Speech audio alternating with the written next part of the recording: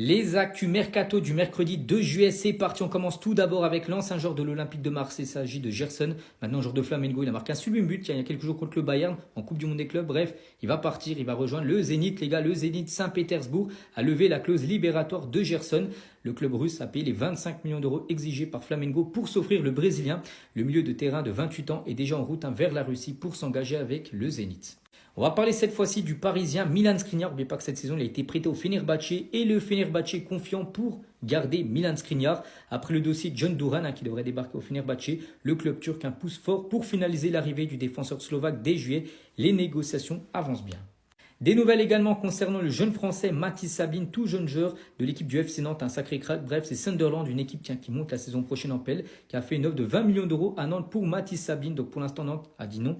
Les Canaries souhaiteraient un peu plus, bien sûr, pour lâcher son attaquant.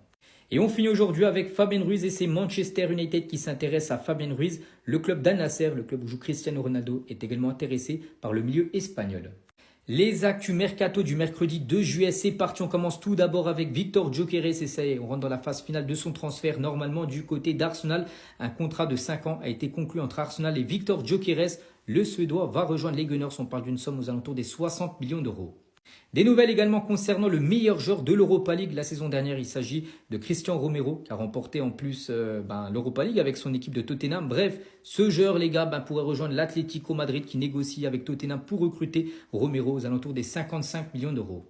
Du côté de l'Olympique de Marseille, ça bouge également. Regardez qui était aujourd'hui du côté de Marseille pour certainement signer son contrat. Il s'agit de l'Argentin Facundo Medina qui est bien arrivé à Marseille, donc il devrait s'engager du côté de l'OM. Donc on parle d'un transfert aux alentours des 22 millions d'euros. Donc n'oubliez pas que cette saison, il était du côté de Lens. Et on finit aujourd'hui avec Marcin Bulka qui va quitter l'équipe de Nice. Il va rejoindre l'équipe saoudienne de Neom SC, une équipe qui était il y a quelques années en 4e division. Maintenant, ils sont en 1re division. Mais surtout, les gars, il va toucher un salaire de 10 millions d'euros par an du côté de cette équipe saoudienne. Les actus mercato du mercredi 2 juillet, c'est parti. On commence tout d'abord avec le défenseur ivoirien Ousmane Diomandé. Il va signer du côté de Crystal Palace. Montant du transfert 55 millions d'euros parce que qu'est-ce qui se passe à Palace? Marc Guéhi devrait quitter le club pour aller à Liverpool. Du coup, il faut un remplaçant et c'est lui qui devrait débarquer en première ligue. Des nouvelles également concernant Noni Madueke, donc attaquant de Chelsea, et c'est Arsenal qui a fait une offre à Chelsea pour s'offrir l'attaquant anglais. Donc les Lions anglais pourraient quitter Chelsea cet été. Les négociations ont commencé. Des nouvelles également concernant Leonardo Balerdi, défenseur argentin de l'Olympique de Marseille. Il est ciblé par l'équipe anglaise de Newcastle. Le club anglais s'intéresse au défenseur central de l'OM, explore si c'est possible ou non le transfert du capitaine de Marseille. Et toujours du côté de Marseille, on va parler également de Valentin Rongier qui a refusé l'offre de prolongation de contrat du côté de Marseille. Le Français aurait aimé prolonger dans des conditions proches de celles d'Ismaël Benasser. En gros, il demande plus en salaire. Et pour l'instant, Marseille n'est pas du tout OK à lui donner le salaire qu'il veut. Les Phocéens envisagent donc un départ du Français cet été. Le milieu de terrain suscite l'intérêt, mais le joueur très apprécié par Roberto De Zerbi pourrait également rester du côté de l'OM. Les actus mercato du mercredi 2 juillet, c'est parti. On commence tout d'abord avec Liverpool qui a décliné une approche du Bayern Munich pour Luis Diaz. En gros, c'est un nom reçu par l'équipe du Bayern pour Luis Diaz. Les gars, le joueur n'est pas à vendre. Il devrait pour l'instant rester du côté des Reds de Liverpool. Des nouvelles également concernant Gonzalo Ramos, garde la confiance du Paris Saint-Germain et n'est pas poussé vers la sortie, même si son temps de jeu est très faible du côté de Paris. Cependant, le Portugais, loin dans la hiérarchie actuellement des numéros 9, il y a par exemple Dembélé, Kvaratskhelia, même Désiré Doué qui joue numéro 9 à la place quand même de Gonzalo Ramos, qui est pourtant un 9 pur, pourrait lui bien sûr réfléchir à son avenir s'il veut avoir du temps de jeu, un an de la Coupe du Monde. Des nouvelles également concernant le défenseur Bafodé Diakité, défenseur de Lille. Il est ciblé par l'équipe de Bournemouth. Donc cette équipe anglaise, les gars, pourrait passer à l'action. Donc il a la priorité de Bournemouth après le départ de Hudson et peut-être le départ aussi de Zabarni qui pourrait débarquer du côté du Paris Saint-Germain. Le joueur intéresse plusieurs autres clubs en Europe. Et on finit aujourd'hui avec l'équipe saoudienne d'Al Nasser où joue Cristiano Ronaldo. Al Nasser pense à Gabriel Martinelli en cas d'échec dans le dossier Luis Diaz. Arsenal ne compte pas forcément vendre le Brésilien, mais les Saoudiens sont convaincus qu'une grosse offre, bien sûr, pourrait changer la donne et faire venir Gabriel Martinelli du côté de la Saudi Pro League. Les actus mercato du mercredi 2 juillet, c'est parti. On commence tout d'abord avec l'Espagnol Nico Williams et les courses et vacances pour signer du côté du FC Barcelone. Le Barça est désormais prêt à payer les 52 millions d'euros de sa clause libératoire. Donc cette semaine et probablement, normalement vendredi les gars, ça pourrait se faire concernant la signature de Nico Williams. Des nouvelles également concernant l'attaquant brésilien João Pedro, attaquant de Brighton. Donc il a signé son contrat avec Chelsea. Donc ça aussi, ça peut être officiel à tout moment. Le Brésilien devrait s'engager avec les Blues jusqu'en 2032. Un contrat de 7 ans l'attend du côté de Chelsea. Et le prix du transfert devrait dépasser les 60 millions d'euros. Et toujours dans cette équipe anglaise de Chelsea, donc c'est bien, il y a beaucoup d'arrivées, mais il faut aussi vendre. Et Chelsea a fixé le prix de Christopher Nkunku à 41 millions d'euros sur le mercato. Des nouvelles également concernant le jeune espagnol Pablo Torre, donc jeune joueur du FC Barcelone qui a très peu de temps de jeu, comme du côté du Barça, ça sent le départ. Et l'Olympique de Marseille et l'Ajax Amsterdam ont manifesté un intérêt pour le jeune Pablo Torre. Un accord est déjà en place avec tout d'abord Mallorca qui est très intéressé. Le joueur privilégie Mallorca et juge l'Olympique de Marseille comme l'option la moins intéressante parmi les 3 options. Tout s'accélère pour le Barça avec Nico Williams. Donc le Barça a déclaré aux journalistes que le paiement de la clause libératoire de Nico Williams, donc sa clause de 58 millions d'euros, sera effectué vendredi. Donc vendredi les gars, voilà, le Barça va passer déjà la première étape, lever la clause, puis l'officialisation bien sûr pour intervenir juste après.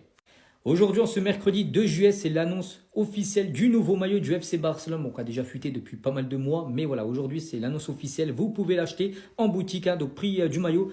Version genre Liga, c'est 155. Version genre Ligue des Champions, c'est 10 € plus cher, 165.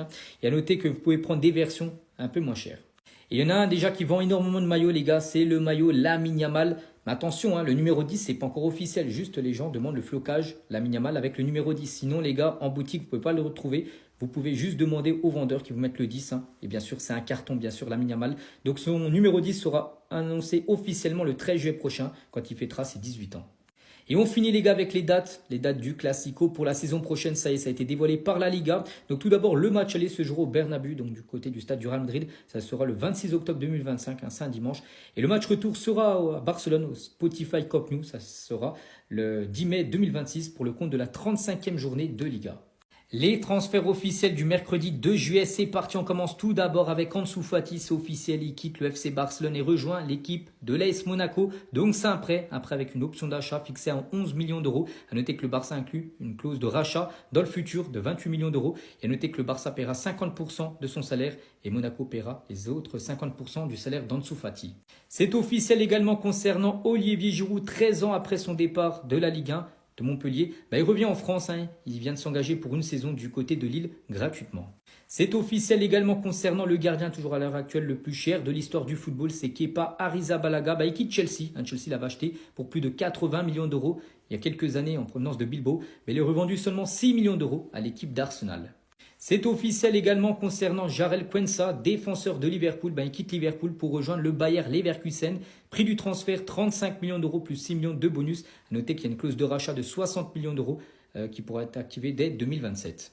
Et on finit aujourd'hui avec Alexandre Lacazette et c'est également officiel. Alexandre Lacazette quitte l'équipe de Lyon. De toute façon, il est en fin de contrat et rejoint l'équipe saoudienne de Neom MC, une équipe qui a beaucoup d'argent. Bonne chance à Lacazette. La situation de Rodrigo du côté du Real Madrid est quand même très critique. Rodrigo n'a joué que 23 minutes dans les 3 derniers matchs du Real Madrid. Un message certainement. Donc vraiment, ça sent le départ. Donc le Real Madrid estime le prix de Rodrigo à 90 millions d'euros. Les clubs anglais intéressés et plus particulièrement l'équipe d'Arsenal temporisent pour savoir si le Brésilien entre dans les plans de Xabi Alonso. On a l'impression que non. Si ce n'est pas le cas, ils profiteront de l'opportunité pour faire baisser le prix tout simplement de l'ailier brésilien.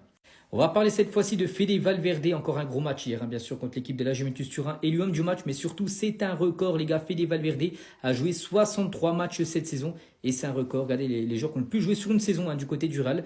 Les deux cette saison, Modric, 61 matchs et Fede Valverde, 63 matchs. Il peut encore améliorer peut-être ce record de 3 matchs, si bien sûr le Real Madrid va en finale. Et concernant cette Coupe du Monde des clubs, donc voici bien sûr le tableau final. Donc le Real Madrid sur le côté droit, un côté 100% européen. Donc Real, ça sera Dortmund. Et en cas de qualification, ça sera soit le PSG, soit le Bayern en demi-finale. Et concernant Dortmund, donc futur adversaire du Real, donc la dernière fois que le Real avait affronté Dortmund, souvenez-vous, à la 59e minute de jeu, il y avait toujours 2-0 pour Dortmund, c'était un match de poule. Et le Real Madrid, à la fin de la rencontre, s'est imposé 5-2, dont un triplé de Vini Junior.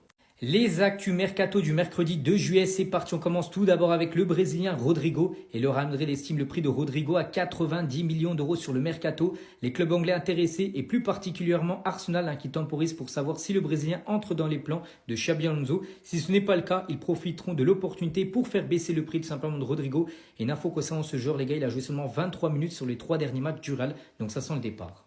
Des nouvelles concernant le jeune joueur de l'AS Monaco, il s'agit de Magnus Akluch et la cible prioritaire du Bayer Leverkusen. Des premiers échanges ont lieu avec l'AS Monaco, d'autres pistes sont étudiées, mais le joueur de 23 ans est tout en haut de la liste. En gros, ce serait le remplaçant de Florian Wirtz.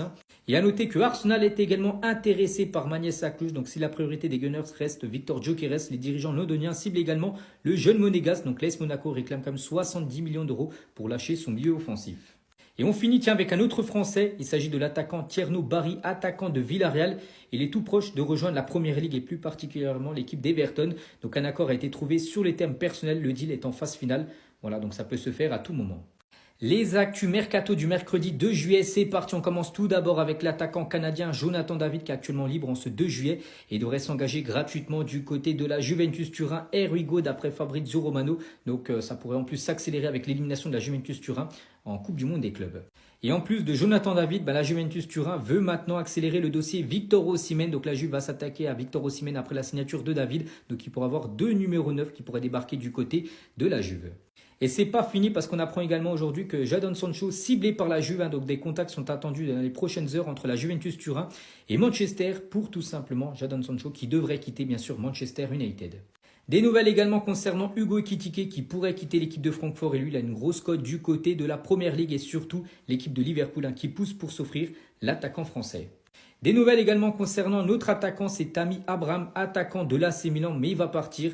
Il devrait s'engager du côté du Beşiktaş. Donc il appartient à l'AS Roma, il était prêté à Milan, mais là il devrait partir du côté du championnat turc. Donc on parle d'un transfert aux alentours des 20 millions d'euros. Ousmane Dembélé, toujours à l'heure actuelle, le grand favori pour remporter le Ballon d'Or. Et ça fait plaisir parce que c'est un joueur du PSG. Donc voici actuellement les favoris pour le Ballon d'Or 2025 selon les bookmakers. Et Dembélé, les gars, aurait 71% de chances de gagner le Ballon d'Or devant Lamine Yamal. Et pas mal de Parisiens, les gars, comme dans ce top 10. Donc Dembélé, Vitinha, je peux voir également Kvaratskhelia, je peux voir Donnarumma, Désiré Doué et Hakimi. Ça fait plus de la moitié des joueurs, les gars, qui seraient parisiens. N'oubliez pas que le PSG est en train de réaliser une saison exceptionnelle. On va parler cette fois-ci de Marco Asensio, joueur du PSG qui a été prêté à Aston Villa. Donc là, c'est fini, son prêt à Aston Villa. Mais bonne nouvelle parce que le Paris Saint-Germain devrait vendre Marco Asensio au Fenerbahçe. Le Fenerbahçe prépare une offre de 15 millions d'euros pour Marco Asensio.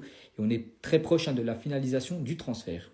Aujourd'hui, les gars, ce mercredi 2 juillet, c'est le retour à l'entraînement pour les Parisiens. N'oubliez pas que les 2 derniers jours, mardi et lundi, c'était des jours off. Après la victoire contre Miami 4-0. Donc maintenant, entraînement là jusqu'à vendredi pour préparer le match samedi 18h contre le Bayern. Et on finit aujourd'hui avec Neymar en ayant respecté la durée de son contrat. Neymar ne serait aujourd'hui plus un joueur du PSG parce que Neymar de base avait un contrat jusqu'en 2025. N'oubliez pas qu'en 2023, il a quitté le PSG pour rejoindre Al Hilal pour plus de 90 millions d'euros.